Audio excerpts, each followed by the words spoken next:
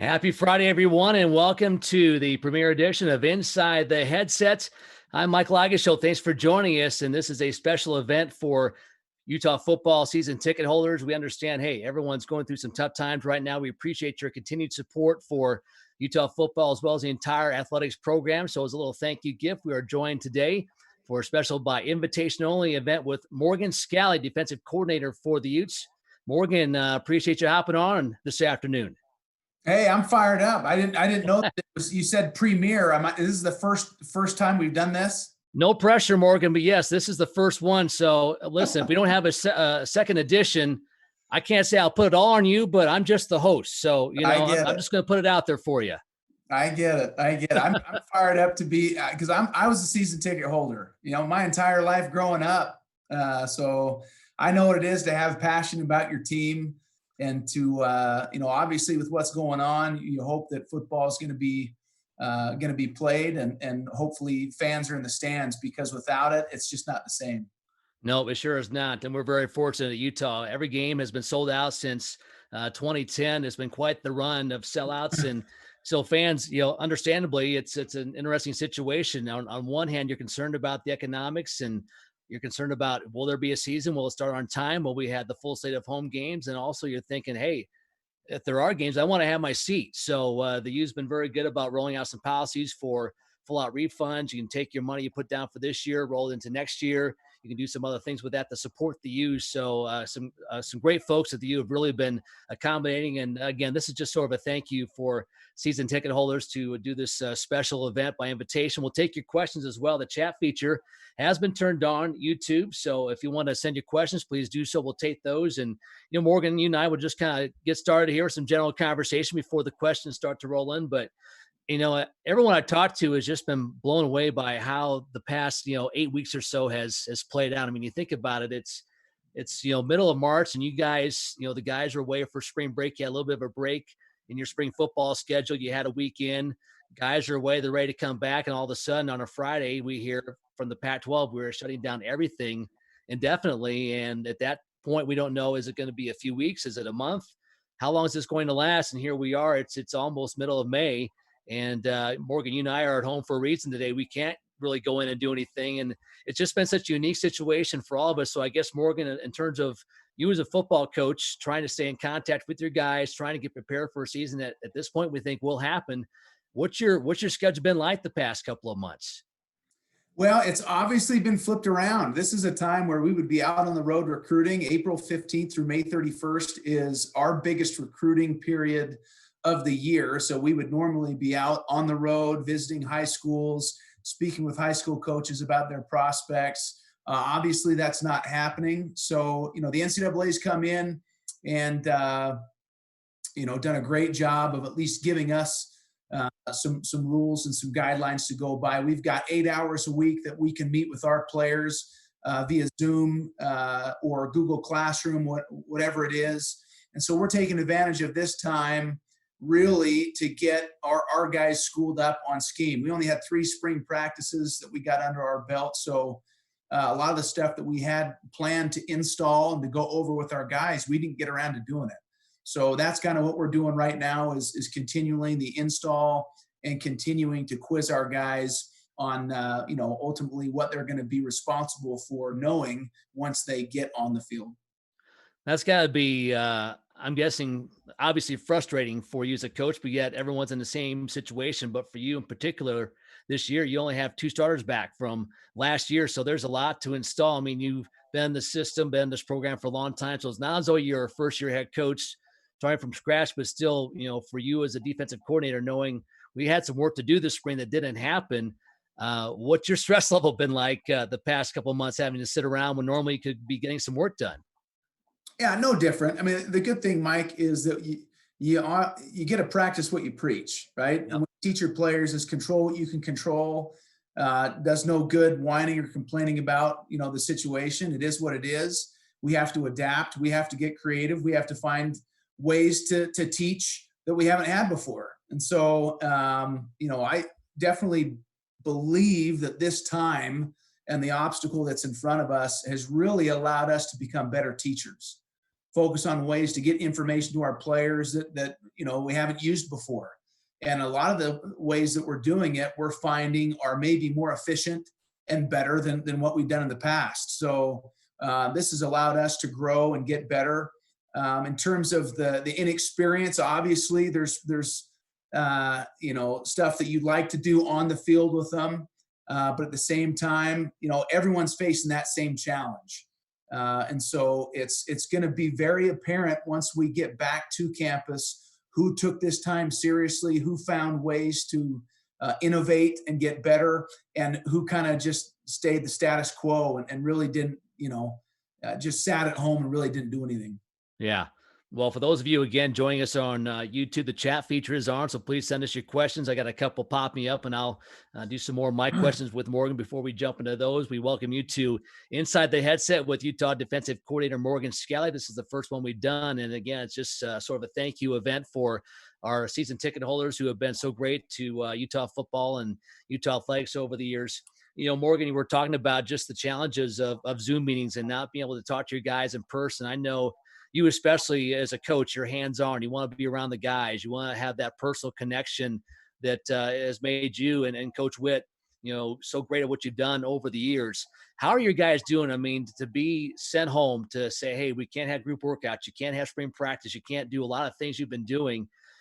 It's tough mentally. A lot of people talked about Generation Z and how they're coping with this. And it's, some have said it could be a while before they really fully recover from this situation. It's going to be continuing throughout the summer, perhaps the fall, perhaps longer. We don't know. But how are you guys sort of mentally handling this situation at this point? Well, I think the majority of them are doing a great job, and that's what you kind of try and recruit to your program, are guys that are self-starters, right? If you have to rely on other people to get you going, just get used to mediocrity your entire life. And so the biggest thing for us is recruiting guys that are competitive, that are self-starters, that when obstacles hit, they try and find a way to get better and improve, versus guys that sit there and point fingers and complain and woe is me. So the majority of our guys, I would say, just because that's what we recruit to this organization, they're great. And it's incredible, what a strong will can do. And we've got strong-willed guys. We've got tough guys that we've recruited this program. They're smart, they're intelligent. You've got very good coaches on both sides of the ball holding them accountable. And as tired as my rear end is from sitting down and doing Zoom meetings, we're finding ways to get through it. And so we love our boys. We're excited for the future. And we just got to work every day. Well, Morgan, I thought it would be remiss before we jumped into this year to not go back and talk about the NFL draft and some guys we had to unfortunately say goodbye to. But what a haul it was for Utah in terms of draft picks. Jalen Johnson, second round to the Bears. Julian Blackmon, third round to Indianapolis. Terrell Burgess went third round to the LA Rams. Lucky Fotu, fourth round to Arizona. Bradley and I thought he would go sooner, but he went finally fifth round to Dallas. And then, John Penasini to the Lions in the sixth round, and also Zach Moss in that mix as well. Seven guys from Utah went, six on the defensive side of the ball. That's the most for Utah taken in a single draft for the defense. And that number by Utah led the Pac-12, tied for fifth most in the country. Again, seven guys going in the draft. Morgan, I guess a few questions about those guys. First off, just your thoughts on what that means for your program and how happy you are for those guys who've done so much for Utah football. Well, two things. Number one is a credit to them for how they worked. Mm-hmm. We end up losing them really after the bowl game. And then from then on out, it's up to them and their agent. And they're the ones that get themselves right. So credit to them for the way they worked, the way they interviewed, the type of lives they lead. We are fortunate to have coached those guys. And it was a fun process for me because every phone call that I took from GMs, position coaches in the NFL, scouts, anytime they ever asked about any off the field stuff, every single one of those guys was awesome and represented the University of Utah the right way. So that was fun to be able to speak to those GMs. I spoke to a defensive coordinator with the LA Rams, who just said what a fan he was of our program, the way we do things. And so credit to our players. It's all about the players, and that's a Coach Whittingham deal. And the second thing that I'm happy about is, what it does is it shows that you develop your players. It's a credit to the coaching staff that Coach Whittingham has brought to the University of Utah, the way we teach, the way we groom guys for that level. So I'm happy. I've got a great group surrounding me, and Kyle Whittingham. Just the culture that he has in this program really allows guys to grow and to get ready for that next level. Yeah, 7 guys again taken from Utah in the NFL draft. That's the second most in program history. We had 8 taken back in 17. So Morgan, my next question about those group of guys, you get drafted, you're so excited. Normally you go to OTAs, you have all these things going on, late April into May that this year aren't happening the way they normally do. So have you talked to you guys who are now trying to sell into that next level, and how are they coping with this unique situation? Well, they're dealing with what we're dealing with. They're meetings now. So their install is going to be the exact same as what we're doing with our players. And it's interesting. I've had phone calls with position coaches in the NFL. How are you guys dealing with this? So we do a lot of developmental phone calls talking about best practices and ways to get our guys to learn. And so one of the interesting facts about this draft too is, when you are looking at a prospect, right, you're looking at all aspects of who they are, how they learn. And so I think a lot of it is, here we are in this situation. Do we have guys with the intellect that, we can sit here on a Zoom meeting and they can process what we're going over and they can pick it up without having to be on the field? That's going to be a big deal for teams, particularly this year with their young guys, is, do we have that type of athlete that is able to sit here in a meeting, not get lulled to sleep, be able to take notes and do things the right way so that when we hit the ground running, we don't have to start all over again. Right. All right, Morgan, some questions rolling in. Let's get to these. Again, thanks to Morgan Scalley, Utah defensive coordinator in his 13th year with the program as a coach, joining us on this Friday for Inside the Headset. And Morgan, our first question coming, asking about, tell us about the Kaufusi kid that joined us from Provo. What can you tell us about him? Well, I tell you what, there's not much we can say right now because he's not in school. So right. I kind of just got to stay away from that one. And we'll let it go with that. I thought that might be the case, but the rules obviously better than I do on those, but I appreciate the interest. That's obviously a big name when it comes to football, Kaufusi. So glad to have another one in the family. Another question, Mark. This is coming from Jake Despain, one of your old classmates from MBA school, checking with. He says, thinking back a little bit in the past, he said, what are some of your favorite moments from playing for Utah back in the 2000s? My favorite moments were always the stuff that maybe not even show up on the field. Just the time that you spend with your teammates, the joking around, the pranks that you play. I'll never forget. Dave Revel is a good friend of mine, continues to be a good friend of mine. And I remember, whenever we had an interview request from a media outlet, Liz Abel, our sports information director, she would have those taped to our lockers so that when we came back from practice, we would know if we were to be interviewed. So what I did is I typed one up myself for Dave Revel to call in at 1280 The Zone. And anyway, he called in unannounced. And I had a bunch of the guys, get on the radio to listen. Anyway, he called in during a time where I think a BYU tight end coach was supposed to be on. I guess it was a regularly scheduled deal for him. Okay. He was late coming out of practice. And so he said, well, the BYU coach isn't here, but we got Dave Revel. How you doing? And they interviewed him for about 5 minutes before they had to let him go. and I called him and I said, Dave, hey, dude, great interview. That was awesome. He said, are you sure? Because it was weird. It was like they weren't even expecting. And I started laughing and he was so mad.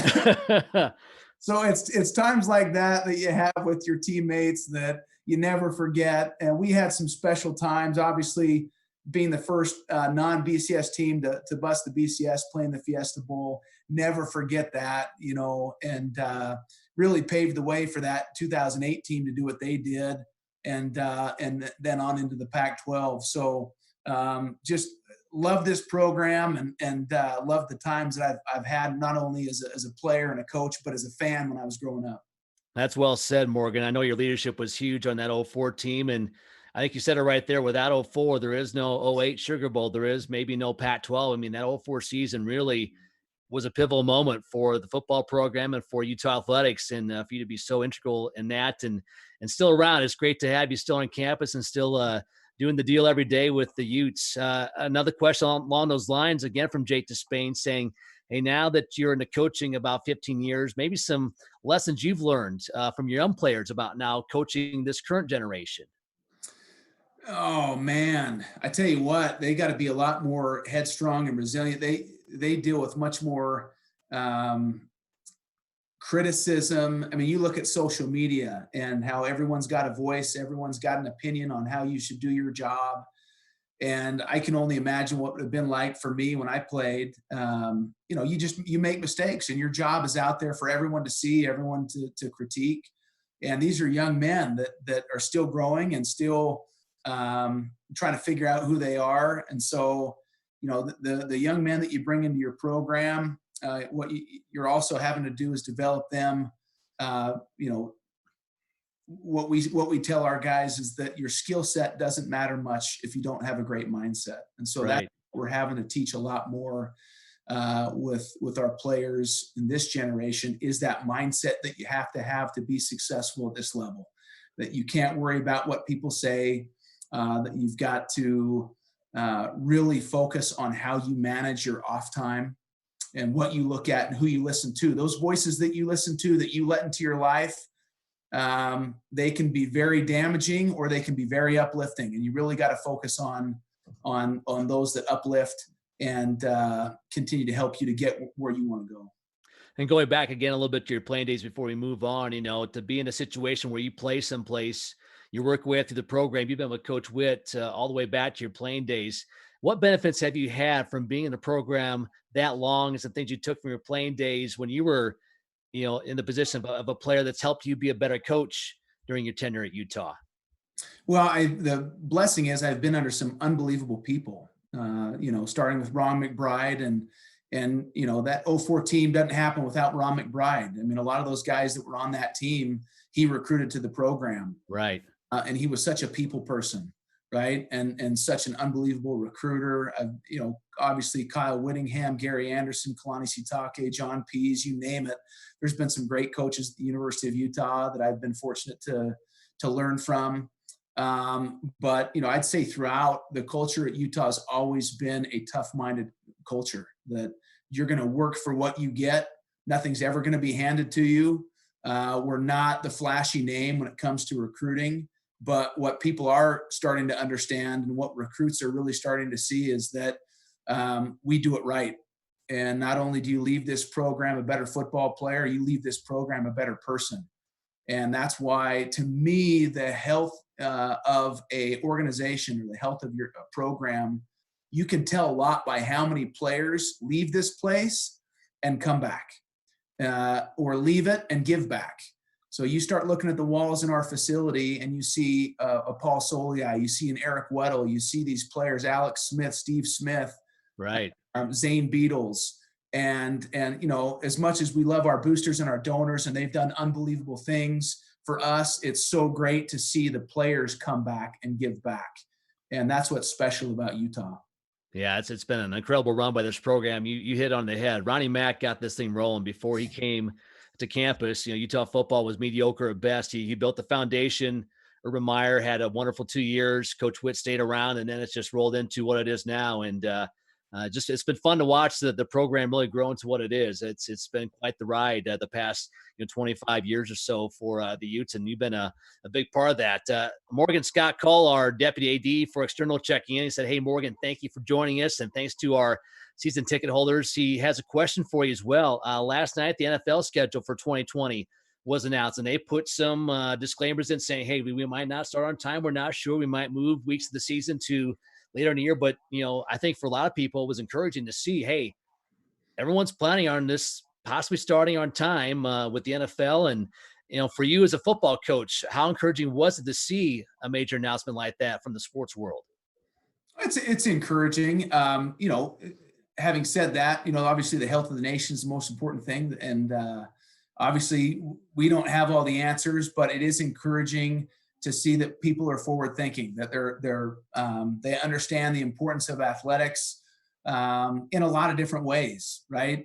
People want to rally around a team, they want to rally around a common goal, right, and a common vision. So I'm grateful for Mark Harlan, Kyle Whittingham, and the crew that's working so hard with the Pac-12, with the NCAA to put plans in place.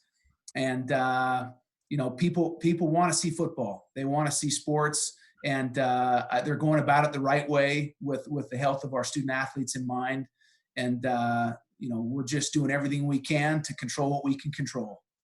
Visiting with Morgan Scalley, Utah defensive coordinator on Inside the Headset. We appreciate you joining us. And if you want to send us a question, the chat feature is available on YouTube. So go ahead and do so. We'll go about 10 more minutes here with Morgan on this Friday afternoon.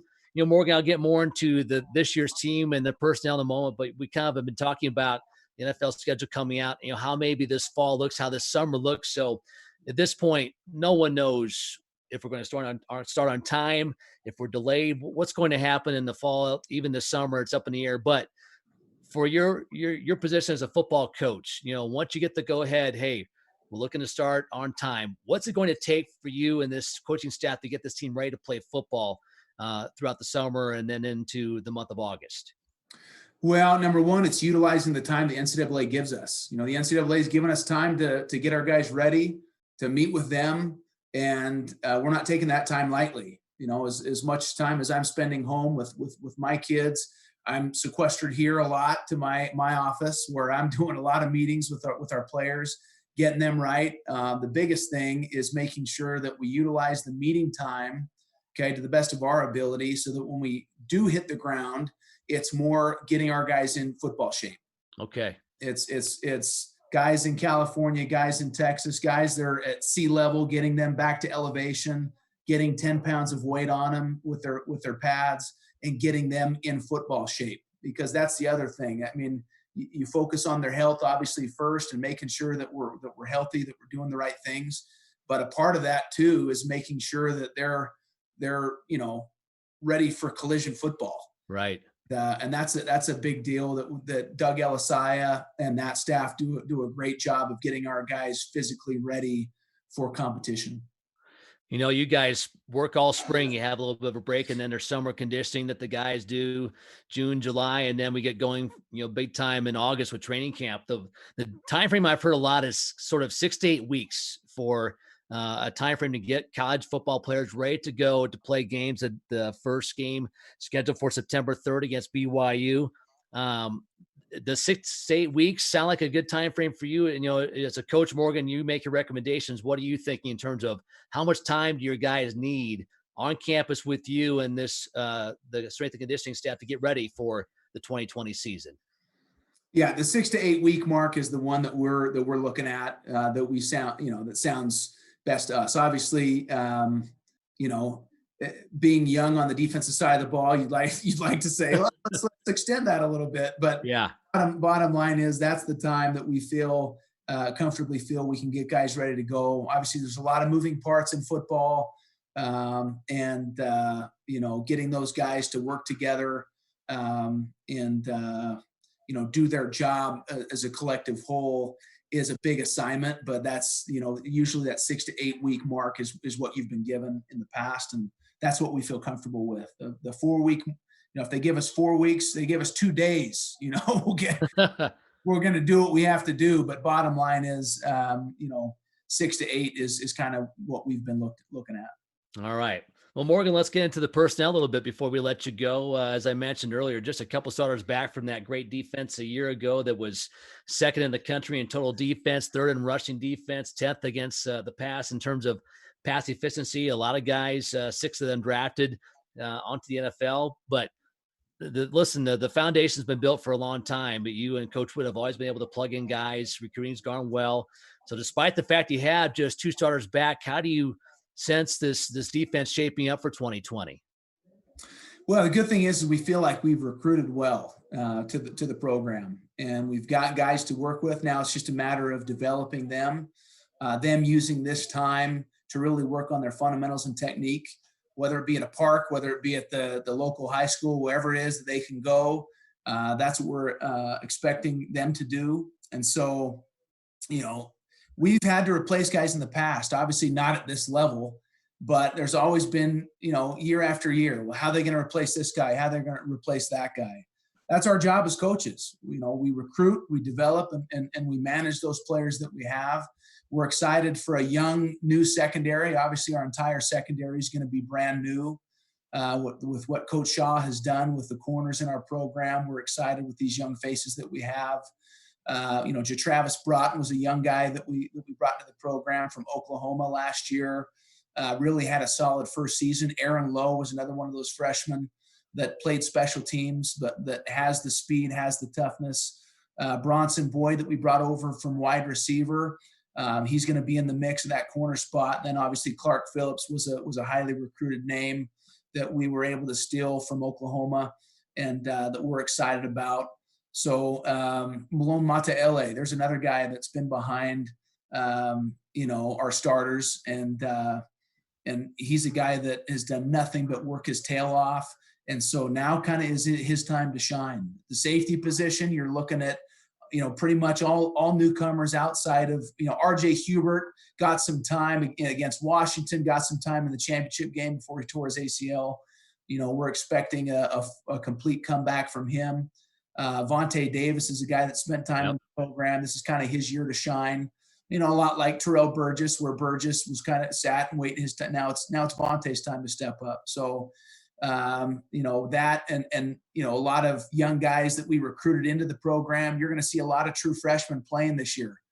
And, Nate Ritchie, Kamo'i Latu, or some of those guys at the safety position that you're probably going to see. And then linebacker position, Devin Lloyd, obviously, did a heck of a job last year, in replacing Cody Barton.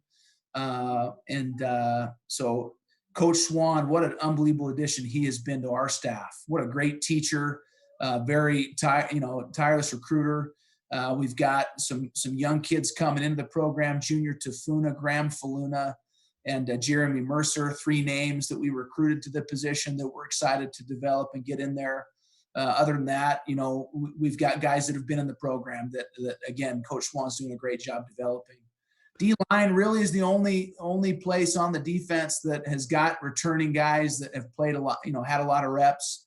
You got the 2 interior guys with Hawati Pututau, Viane Moala, Pizza Tonga, who's accumulated a number of reps throughout the years. Samisi Lawaki is a name that everyone needs to pay attention to. That guy is going to be very special, and we're excited about his development. And then at the defensive end spot, Max Tupai, Mika Tafua, those guys have started games before, and had a ton of success. And then the youngsters behind them, Xavier Carlton was a big-time recruit out of Juan Diego. And then Van Fillinger out of Corner Canyon, so a couple local kids.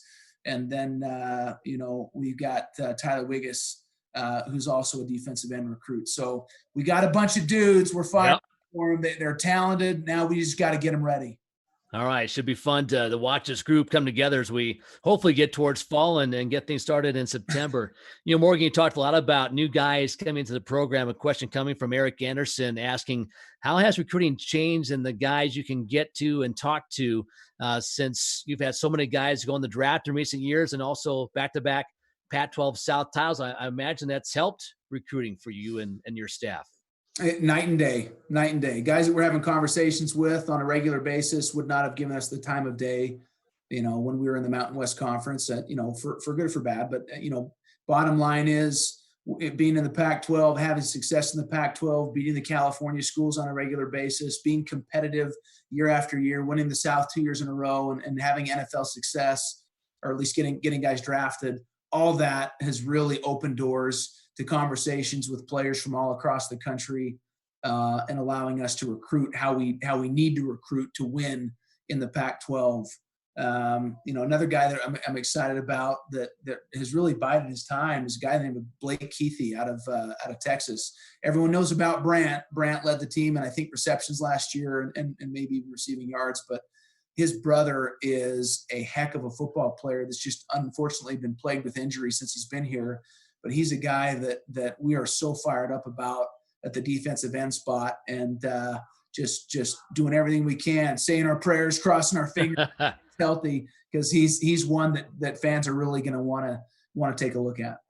Well, Morgan, before we let you go, you are one of the fortunate people on campus who gets to work with student athletes on a daily basis. And for our Crimson Club members and season ticket holders whose funds all go toward supporting athletics, supporting scholarships, and sort of the overall mission of college athletics here, you're someone who gets to, again, work with athletes on a daily basis. Maybe just talk about, some of the guys you've worked with and you've seen up close the impact of a scholarship and support and some lives just maybe changed. I mean, there's kids who come in here who are maybe first generation college students who will not be in college without the chance to play college football or sport. And you've had a chance to work with some guys, some have earned a scholarship over the course of their career. Maybe just tell us a story or two about some kids you've been in contact with in your time as a coach that really stand out to you as you look back.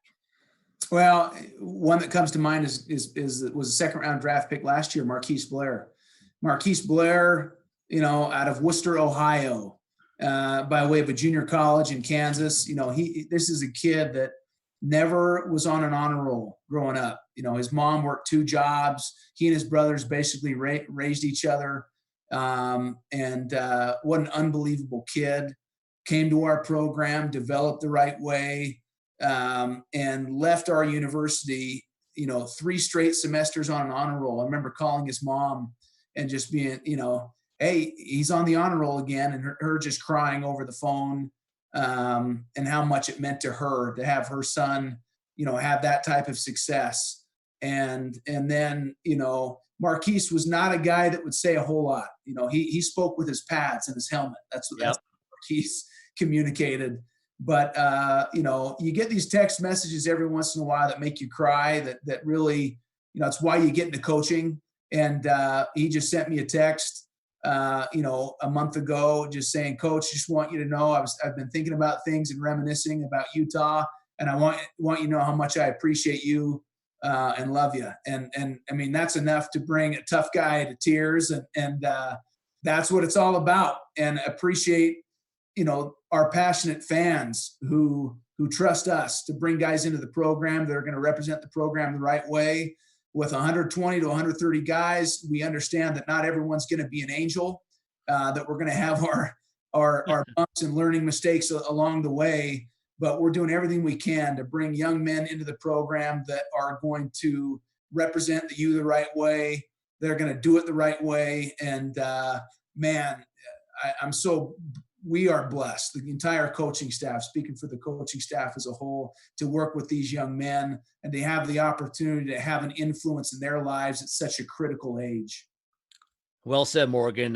You said it earlier, I'll second that. The focus is about health. It's about safety. And that's why we're all working from home the way you and I are doing this afternoon instead of being in person someplace. But to hear stories about, what you do on a daily basis and hear stories about Marquise Blair and some other guys, I think is something our fans need to hear, for them to realize, hey, the support is still important as now as much as ever. And we will play football again. I mean, that's the bottom line. At some point we will, whether it's September 3rd, whether it's later this year, who knows, but there will be college football again. We will have fans back at Rice Eccles Stadium, and it's good to hear some encouraging words and some great memories on a Friday afternoon to sort of get people, feeling good about things before they head out for the weekend. So, Morgan, we appreciate the time. I know you're busy as ever. I've talked to people and, like, boy, you guys must be just sitting around. I'm like, no, there's as much work going on as ever, whether you're support staff, planning for what could happen, what's going to happen. I know coaches are grinding away as much as ever. They're doing it at home instead of at the football center, but I know you're busy, and to stop by and give us a half hour, we really appreciate it. Morgan, all the best to you and your family. Mike, appreciate you, brother. Same to you and yours. And go Utes. Thanks for all you guys that support us. And let's pack that stadium again. Sounds great, Morgan. Thank you very much. Take All care. right. That's Morgan Scalley, defensive coordinator for the Utes. And again, the season opener is scheduled for September 3rd against BYU. And we hopefully will get there and have football at some point this fall. Thanks again to Morgan Scalley. I'm Mike Lagashow. This has been Inside the Headset. Thanks for joining us.